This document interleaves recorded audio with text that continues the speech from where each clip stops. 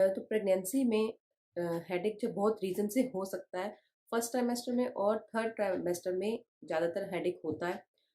First trimester में होता है कि हमारी जो बॉडी है, जैसे हम कंसीव करते हैं तो हमारी बॉडी में बहुत से चेंजेस होने लगते हैं, फिजिकली भी और मेंटली भी। मेंटली ये भी हो सकता है कि हम उस टाइम पे बहुत सारी चीज़ें प्लान करने लग जाते हैं, बहुत सोचने लग जाते हैं। तो इस वजह से भी थोड़ा बहुत हेडेक हमें हो सकता है। जैसे टेंशन हेडेक होता है कि ज़्यादा सोचने से, ओवर थिंकिंग से जो हेडेक हो जाता है। क्योंकि उस टाइम पे मतलब उसको टेंशन तो नहीं कह सकते, लेकिन हाँ ये होता है कि हम बहुत सी चीज़ें प्लान करने लगते हैं और सोचने ज़्यादा लगते हैं।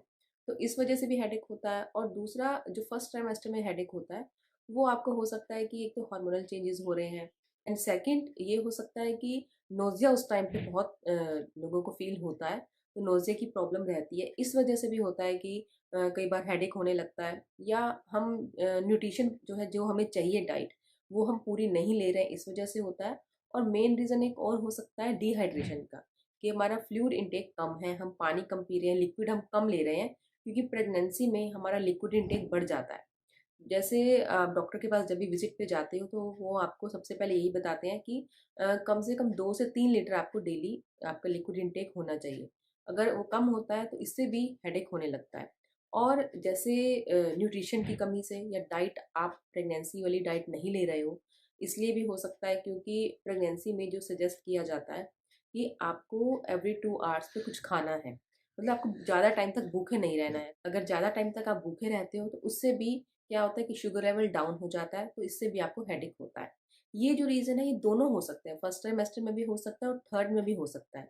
लेकिन जो फर्स्ट ट्राइमेस्टर में जो ज़्यादातर जो होता है, वो इस वजह से होता है कि हमारे फिजिकल जो चेंजेस होने लगते हैं, हार्मोनल चेंजेस होने लगते हैं, हम ज़्यादा सोचने लगते हैं, या हमें नींद सही से नहीं आती है, या नोजिया की वजह से। हार्मोनल चेंजेस के साथ साथ हमारा ब्लड वॉल्यूम भी बढ़ने लगता है। तो इस वजह से भी कभी कभी हमें हेडेक होता है। और इसके साथ ये भी है कि अगर आपको माइग्रेन की प्रॉब्लम है प्रेगनेंसी से पहले, तो ये प्रेगनेंसी में भी रहेगी और आगे भी ये तो रहेगी। तो इस वजह से भी आपको हेडेक होता है। हाँ, ये ज़रूर होता है कि अगर माइग्रेन अटैक आपको प्रेगनेंसी से पहले अगर ज़्यादा आते हैं, तो उनकी फ्रीक्वेंसी प्रेगनेंसी में कम हो जाती है। यानी कि जो माइग्रेन पेन आपको बार-बार आता था, माइग्रेन अटैक, वो प्रेगनेंसी में कम आएगा। और अब बात करते हैं कि थर्ड ट्राइमेस्टर में किस-किस रीज़न से आपको हेडेक होता है, और उसके बाद हम बात करेंगे क्या रेमेडी ले सकते हैं।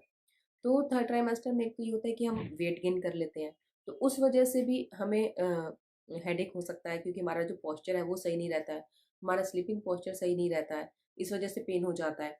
या प्रेगनेंसी में वही एक बात आती है कि आपका डाइट सही नहीं है, हर 2 घंटे पे आप खाना नहीं खा रहे हो, इस वजह से भी हेडेक होने लगता है। कि आपका शुगर लेवल या तो डाउन हो रहा है या बढ़ रहा है, इस वजह से हो जाता है।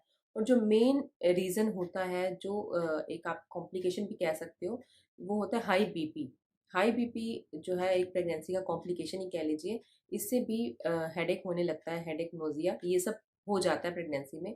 अगर आपका जैसे आप डॉक्टर विज़िट पे जाते हो तो आप देखोगे कि अ, हर विज़िट पे आपका बीपी चेक होता है, बीपी और वेट।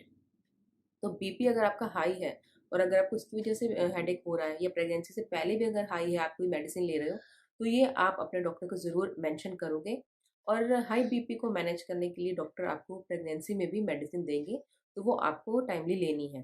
क्योंकि हाई बीपी से क्या होता है, कभी-कभी डिलीवरी जल्दी हो जाती है, या कुछ और कॉम्प्लिकेशन हो सकता है प्रेगनेंसी में। ऐसी चीज़ें जो बीपी को ट्रिगर करती हैं, वो आपको अवॉइड करनी है।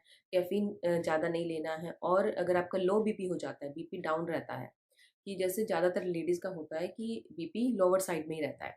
तो प्रेगनेंसी में अगर बीपी ज़्यादा अगर डाउन चला जाता है, तो उससे भी आपको नोज़िया या हेडेक हो सकता है।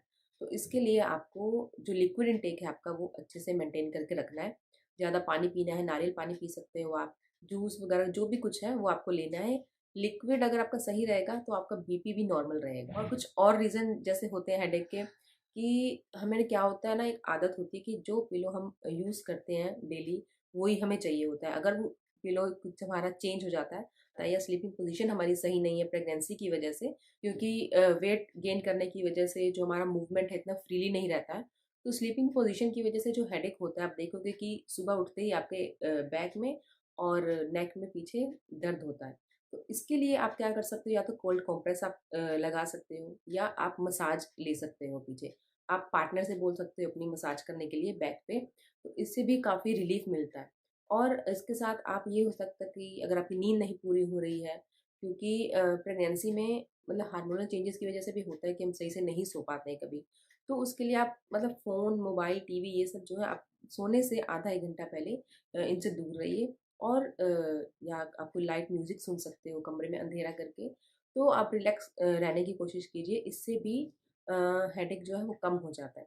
हाँ, आपको ये ज़रूर ध्यान रखना है कि बहुत से लोगों को ये आदत होती है कि हाँ, पैरासिटामोल तो जो है वो सेफ़ है प्रेगनेंसी में।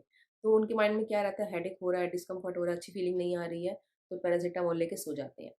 तो जितना है मेडिसिन अवॉइड कीजिए, भले ही डॉक्टर भी आपको ये बोलते हैं कि पैरासिटामोल सेफ है लेना, लेकिन तब जब आपके पास और कोई ऑप्शन नहीं है, अब मेडिसिन के बिना काम नहीं चल रहा है, तभी। लेकिन आप ऐसे कोई भी अगर दवाई ले रहे हो या कोई पेन किलर ले रहे हो, तो वो डॉक्टर से पूछे बिना आपको प्रेगनेंसी में नहीं लेनी है। और इसी के साथ आप कुछ जो लाइट एक्सरसाइज होती हैं, नेक एक्सरसाइज है, बैक एक्सरसाइज है या स्ट्रेचिंग एक्सरसाइज होती हैं प्रेगनेंसी में, आप यूट्यूब पे सर्च करोगे प्रेगनेंसी एक्सरसाइज तो बहुत सारी वीडियोस आपको मिल जाएंगी। और हो सकता है कि आपके डॉक्टर ने भी कुछ आपको सजेस्ट की हो, तो वो आप अगर करोगे तो जो मसल्स पेन है या बैक पेन है, हेडेक है, तो उससे आपको बहुत रिलीफ मिलेगा। और प्रेगनेंसी में ना कुछ ऐसी चीज़ें होती हैं, जैसे कि किसी किसी को होता है कि ज़्यादा मीठा खाने से हेडेक ट्रिगर कर देता है। मतलब कुछ ऐसी चीज़ें या चॉकलेट खाने से किसी को हेडेक होने लगता है।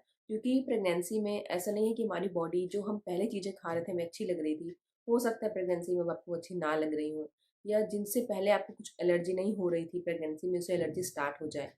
तो ये चीज़ें आपको नोटिस करनी पड़ेंगी कि अगर ऐसा हो रहा है कि कुछ पर्टिकुलर चीज़ें हैं जो आप कुछ खा रहे हो, तो उसके बाद हेडेक होने लगता है, तो ये आपको नोटिस करनी है और इसको अवॉइड करना है। और इसी के साथ अगर डायबिटीज़ की अगर प्रॉब्लम है, तो इससे भी हेडेक हो सकता है।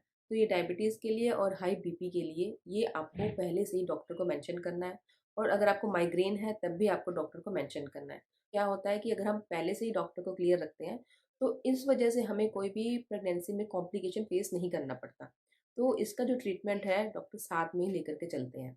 जो मेन जो चीज़ें हैं वो ये है कि अ, जो भी आपको ध्यान रखनी है अगर आपको हेडेक की प्रॉब्लम बार-बार हो रही है प्रेगनेंसी में, एक तो आपको सही से नींद लेनी है। दूसरा आपको फ्लूइड इंटेक बहुत अच्छा रखना है अपना, और डाइट अच्छी रखनी है, हर 2 घंटे पे आपको कुछ खाना है और ज़्यादा सोचना नहीं है किसी भी चीज़ को लेके। जितना हो इसको एन्जॉय कीजिए, बाकी और जो चीज़ें हैं वो हम प्रेगनेंसी के बाद भी टैकल कर सकते हैं। ये जितना आप मेडिसिन से दूर रह सकते हैं प्रेगनेंसी में उतना बेस्ट है, उतना आप ट्राई करो कि ये होम रेमेडी से जो भी है वो ठीक हो जाए, कि आपको मेडिसिन कम से कम लेनी पड़े। और ये भी होता है कि प्रेगनेंसी से पहले भी अगर हमें हेडेक होता है ना, तो हम इतना नोटिस नहीं करते, मतलब इतना परवाह नहीं करते कि थोड़ा बहुत अगर हो रहा है तो चलो ठीक है, अपने आप ठीक हो जाएगा। लेकिन प्रेगनेंसी में अगर क्या होता है कि हमें सुई जैसा भी पेन होता है ना, तो हम ज़्यादा सोचने लगते हैं। तो इस वजह से भी हेडेक और बढ़ जाता है। हम मतलब ज़रा-ज़रा सी चीज़ों के लिए हम कंसर्न हो जाते हैं कि यार ऐसा क्यों हो रहा है? कोई प्रॉब्लम तो नहीं हो जाएगी? मतलब तुरंत सोचने लगते हैं, गूगल करने लगते हैं, डॉक्टर को फ़ोन कर देते हैं। तो ये सब चीज़ें भी होता है ना, ज़्यादा सोचने जब हम लगते हैं, तो इससे भी हेडेक हमारा बढ़ सकता है। होप ये वीडियो आप सबके लिए हेल्पफुल है। अगर ये वीडियो पसंद आया है तो जल्दी से इसे लाइक कर दीजिए, इस चैनल को सब्सक्राइब ज़रूर कीजिए।